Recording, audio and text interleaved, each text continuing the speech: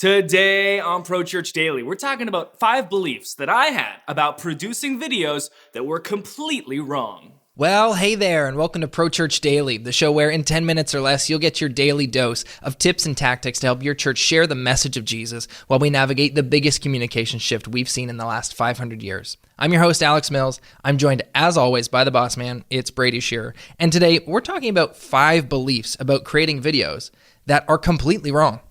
These are 5 beliefs, Alex, that I 100% used to hold as true. Okay. Let's dive right in.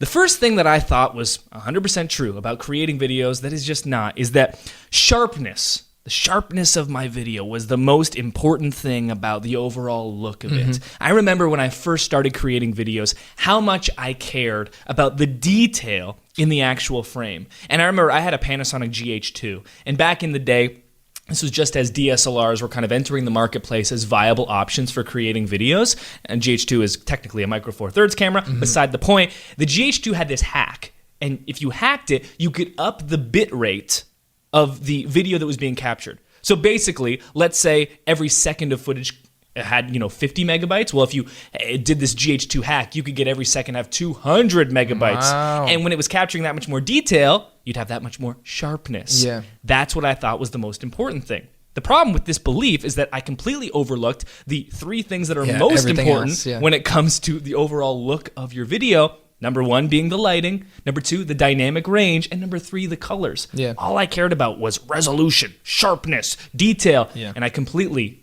paid no attention to dynamic range, lighting, and color, the 3 most important things that actually contribute to the look of your video. And you know what? You'll notice this too if you pay attention to feature films or even television shows. You'll notice that images aren't always tack sharp. You know, they'll use a clip that's not fully in focus, but everything else about that clip, and when you're using talent, especially when it's a film or a television show, that the acting is a big variable, right? So if the actor nails this take and the camera is a little bit off, they'll use that clip and not value the sharpness over the light, or like you said, the dynamic range, or even the acting, the talent in that clip. They'll use something that's not sharp because it's not of primary value over some other things. You can shoot with a 6K camera, a 4.6K camera, or you can shoot with a 720 iPhone. If the lighting and dynamic range and color of the iPhone are locked in, and the lighting is whack on the other 4.6K camera, and the colors aren't great, and the dynamic range is like, the highlights are blown out, it doesn't matter that it's 4 times as much resolution, because that just doesn't matter as much as the other things. Yep.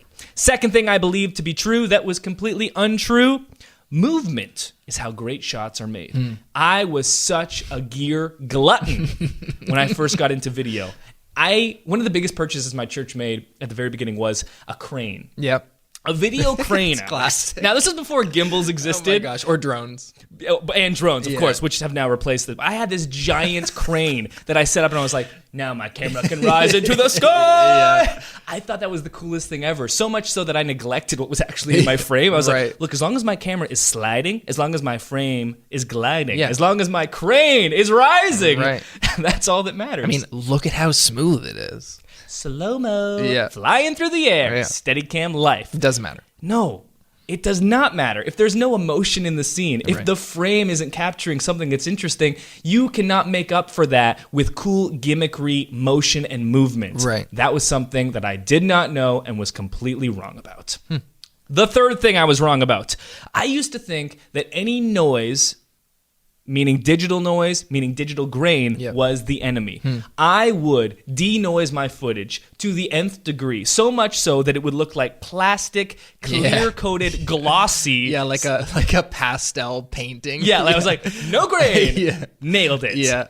One of the things that we do every single year at Pro Church Tools is we host a big Oscars party. And so I have been seeing all the Oscar films. Up to this point, I've seen 9 out of 10. Okay. One of those films was Lady Bird. And Lady Bird, whatever camera it was captured on, I'm not 100% certain, likely actual film, the film is incredibly grainy. Yeah. It has a ton of noise. Now, there is a difference between digital noise and grain within a film, but the point is that you don't need your video to completely lack grain, to completely lack noise to make a good image. And this isn't to say that you shouldn't properly expose your image. You want to minimize noise as much as possible, but you don't need to eliminate noise. That was the thing that I got wrong. I always thought that noise needed to be completely eliminated for a good shot to exist. No, just minimize it as much as you can through proper exposure, the exposure triangle, ISO, aperture, and shutter speed. Yep. Beyond that, just work with what you have. For sure.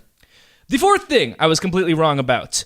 I thought that an on-camera mic was sufficient for capturing quality audio. Not quite. It should go without saying, but I'll say it anyways. Audio quality, much more important to your overall video than video quality. Yeah. We, as consumers of film and video, are very willing to sit through a picture with good audio and bad video. We are not willing to do the inverse. No. If the audio is junk and poor quality, doesn't matter if it's 4K, beautiful dynamic range, color, and sharpness, and everything in between with the video, the audio is bad. One of the first videos that I did was a talking man on the street type of video where I would stop someone, a stranger on the street, and be like, what do you think about hope? True, that's a question I asked. I hope that wasn't an actual question. And in this video, for those listening, I actually held out a mic to you. Yeah. That's not actually what I did. I had a on-camera mic, Rode video mic plugged into my camera, 6 feet away. Do you know how hard it is as an 18-year-old to stop people on the street in the busiest part of your million-person city and say, tell me about hope? Yeah. It's not easy. It's even more difficult when you get back into the video editing suite. And you can't hear anything. And realize that your audio is so junk. And as much post-production, as much noise reduction, as much everything, isolating the sound, just couldn't make up for it. Yeah. What I didn't recognize was, one, the pristine importance of audio quality. Sure. But secondly, an on-camera mic more than a foot or two away, it's just not going to work. You want a shotgun mic out of the frame, just above the frame, or even a handheld mic if that's not possible. Yeah. Get good quality audio. For sure. Final mistake that I made, a belief that I held true about video that was completely untrue. I thought lens flares made everything awesome. This one's classic. That same video, what do you think about hope, Alex? As I was editing all of those together, I used lens flares for everything. Yeah, I was like, transition, lens flare. Covering up the fact that I blew out the sky because I didn't understand exposure, lens flare. Intro, a lens flare. Outro, flare on flare on flare on flare on flare. I just thought they were so cool. Yeah. But I'm not J.J. Abrams, and I do not understand how to actually use them excessively, but also well. Yeah. And I just used them as a crutch. A thing I thought was awesome, but was not. Yeah, that one, is lens flares are a thing in the still photo world as well, which is a big part of my world. Flares on flares on flares? Flares on flares, and lens flares, and a lot of these things can be considered, and lens flares can be used very artistically and effectively, but like you said, when you lean on it as a crutch, it's no good. I hope that me sharing the mistakes that I made just getting into the video world can hopefully help you as well. Yeah. We all make mistakes when we're first getting started, but my buddy Sean Cannell over at Video Influencers, a great YouTube channel to follow, by the way, said something that really stood out to me the other week that said, start before you're ready. And he showed the first video that he ever did on YouTube. Nice. And he's great on camera now. He was not when he first started. Go to the beginning of this YouTube channel. Watch my first videos. For some reason, I'm always looking straight into the sky, pointing my chin to, I'm putting my chin as high as I raised my crane, apparently. Start before you're ready. Yeah. Make mistakes, learn from them, and move on. There you go. That'll do it for today's episode of Pro Church Daily, but we're doing a bunch of giveaways this month that we'd love for you to be a part of. We want you to be eligible to win the things that we are giving away. What are we giving away? It's a secret. Yeah, but what do I have to do to be eligible? How do you find out the secret? You follow at Brady Shearer on Instagram. Nice. Watch the stories, engage with the posts, and you'll be eligible to win. At Brady Shearer on Instagram. Thanks for watching today's episode of Pro Church Daily. As always, we'll see you tomorrow. Hey, thanks for watching today's episode of Pro Church Daily. If you haven't already, subscribe to this channel and turn on notifications so you never miss another one. And if you like this video, it would mean the world to us if you give it a thumbs up. Thanks for watching. We'll see you tomorrow.